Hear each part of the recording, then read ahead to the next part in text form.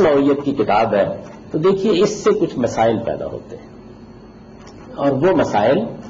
ہماری پوری علمی تاریخ پر پھیل گئے ہیں۔ اس وجہ سے میں یہ چاہوں گا کہ یہیں رک کر قرآن مجید کے اس خاص پہلو کے بارے میں چند مثالیں آپ کی خدمت میں پیش کر دیں۔ قرآن مجید کیونکہ ایک پیغمبر کی سرگزشت انذار ہے، جیسے کہ میں نے آپ سے عرض کیا،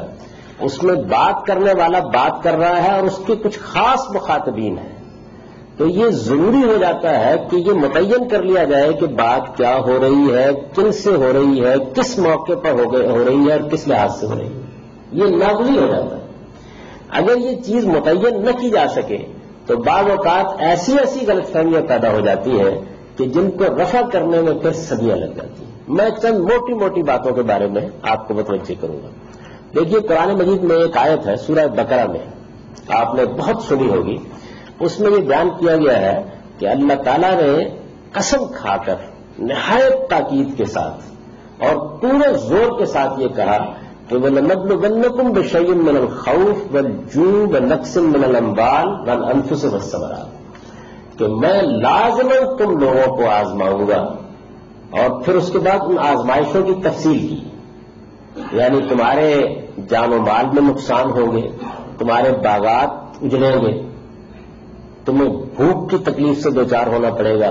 میں لازماً اس آزمائش سے تمہیں گزاروں گا۔ اور اس میں جو الفاظ استعمال کیے گئے ہیں ان میں کسی استثناء کی گنجائش نہیں ہے، بلا نبلونکم، یعنی یہ گویا ایسے موقعوں پر کہا جاتا ہے کہ جب آپ اپنے حتمی فیصلے کا اعلان کر رہے ہوتے ہیں، میں یہ کام کر کے رہوں گا، یہ ہو کر رہے گا، اس کو تم کسی طرح روک نہیں سکتے۔ گویا جب آپ اپنا ایک قانون، ایک ضابطہ، ایک اٹل حقیقت بیان کرتے ہیں تو تب یہ طریقہ اختیار کرتے ہیں۔ اب یہ دیکھیے کہ آیت پڑھنے کو ہر شخص پڑھ لیتا ہے اور اس کا مطالعہ بھی کر لیتا ہے، لیکن جیسے ہی ہم انسانی زندگی پر نگاہ ڈالتے ہیں تو یہ معلوم ہوتا ہے کہ ایسا تو نہیں ہوتا، یعنی یہ تو ایک ایسا واقعہ ہے کہ کوئی شخص بھی اس کا انکار نہیں کر سکتا۔ غربا ہیں جن کے اوپر مصیبتیں اور تکلیفیں آتی چلی جاتی ہیں بہت سے لوگوں پر۔ بہت سے ایسے لوگ ہیں کہ بہت نیکوکار ہوں گے لیکن اللہ نے ان کو بڑی نعمتیں دے رکھی ہیں،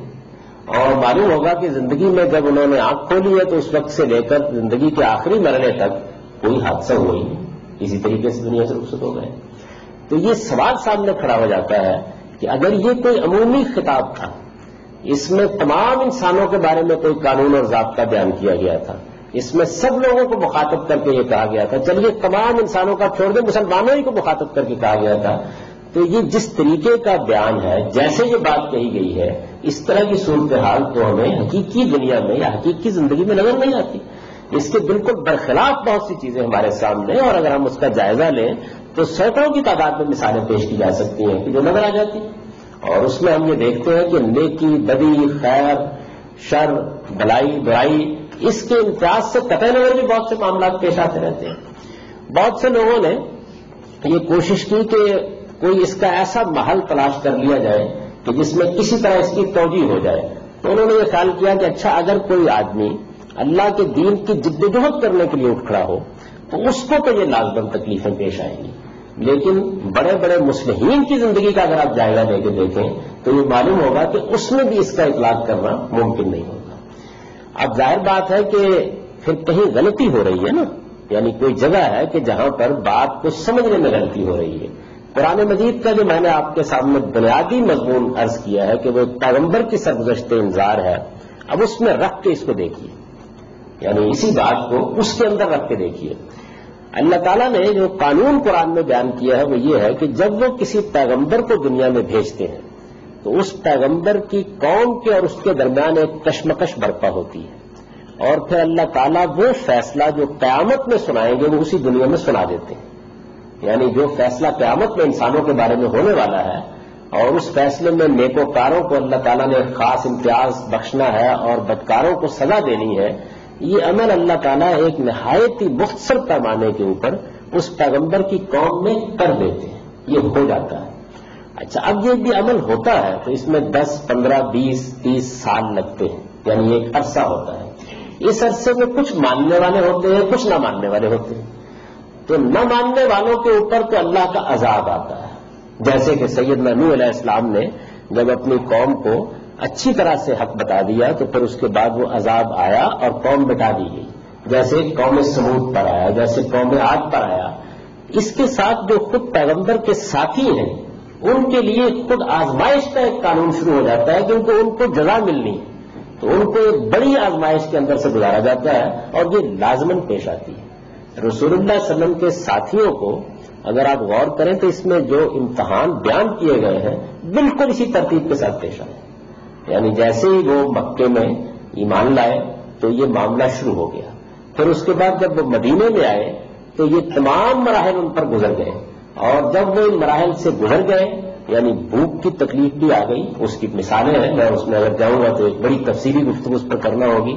اس میں باغات کے اجڑنے کے مواقع بھی پیدا ہو گئے، اس کی بھی بہت سی مثالیں ہیں۔ اس میں لوگوں کو جان دینا پڑی، اس کی بھی بہت سی مثالیں ہیں۔ تو یہ اس پورے کے پورے مجموعے کے اوپر یہ سب کچھ گزرا اور بالکل اسی طرح گزرا جس طرح اس کو قرآن مجید نے بیان کیا ہے۔ اب ظاہر ہے کہ جب آپ اس پس منظر میں اس کو رکھ کے دیکھتے ہیں تو معلوم ہوتا ہے کہ اس میں جو آزمائش کا یہ امتحان کا قانون بیان کیا گیا ہے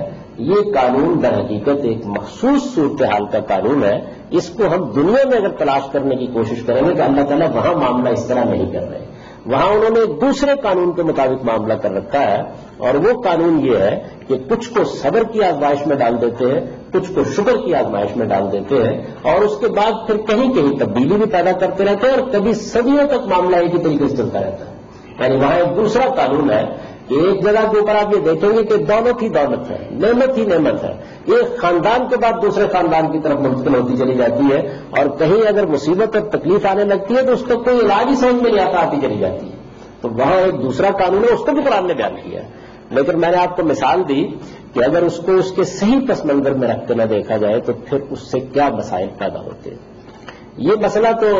ہمارے اور ہمارے پروردگار کے تعلق کا مسئلہ ہے، یعنی اگر آزمائش کے قانون کو جو بہرحال ہے ہمارے ساتھ اس کو ہم اس آیت سے اخذ کرنے کی کوشش کریں گے تو کیسی غلط فہمی میں پڑ سکتے ہیں۔ اسی طرح آپ یہ دیکھیے کہ اللہ تعالیٰ نے وہاں یہ بیان کیا ہے قرآن مجید میں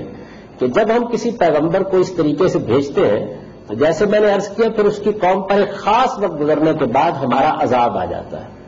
اس عذاب کے آنے کی میں نے پچھلی نشست میں بھی عرض کیا تھا کہ دو صورتیں ہوتی ہیں۔ ایک صورت یہ ہوتی ہے کہ پیغمبر اور اس کے ساتھی بہت کم تعداد میں ہوتے ہیں تو عذاب آسمان سے آتا ہے، جیسے کہ قوم نوح پر آیا، قوم عاد اور قوم سمود پر آیا۔ دوسری صورت یہ ہوتی ہے کہ پیغمبر کو کہیں اقتدار حاصل ہو جاتا ہے، جیسے کہ رسول اللہ صلی اللہ علیہ وسلم کو مدینے میں اقتدار حاصل ہو گیا، تو اللہ تعالیٰ کا قانون یہ ہے کہ پھر اس پیغمبر کے ساتھیوں کو آخری مرحلے میں یہ حق دے دیا جاتا ہے کہ وہ نہ ماننے والوں کے اوپر اس عذاب کو اپنے ہاتھوں سے نافذ کرتے ہیں۔ اس کو قرآن نے ایک قانون کے طور پر بیان کیا ہے کہ یعذبہم اللہ بایدیکم، اللہ نے فیصلہ کیا ہے کہ اب تمہارے ہاتھوں سے یہ عذاب نازل کرے گا۔ اس عذاب کے تحت کچھ احکام ہیں جو قرآن میں دیے گئے ہیں، جن احکام کا بڑا تفصیلی بیان سورہ توبہ میں ہے۔